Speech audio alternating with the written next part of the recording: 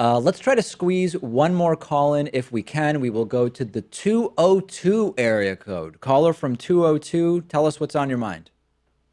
Hey, David, this is Austin calling from the Washington, D.C. area. All right.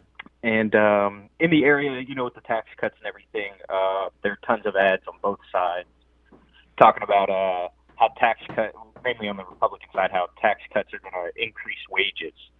I was thinking, would it be a good idea for Democrats to push and independent to push the idea that, okay, if you're saying these tax cuts, which I assume are going to pass, the schematics behind it needs to be figured out by the Republicans, but I assume they're going to pass.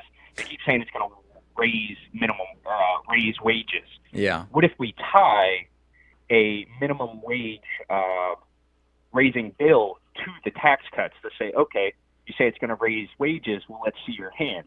Are you really for raising wages, or are you just going to keep this money?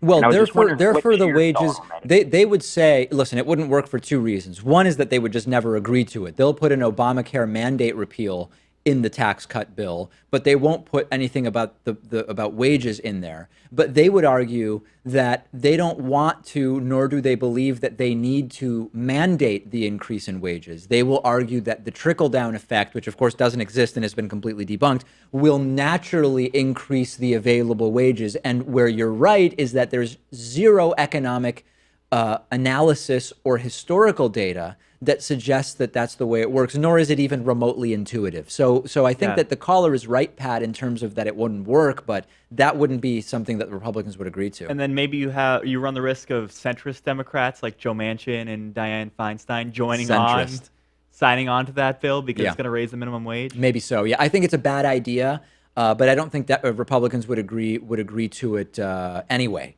But it's an interesting question nonetheless. Glad you're thinking about it. All right, thanks, David. Okay, no problem. All right, very good. Let's take a break. Great calls this week. Really, really good calls.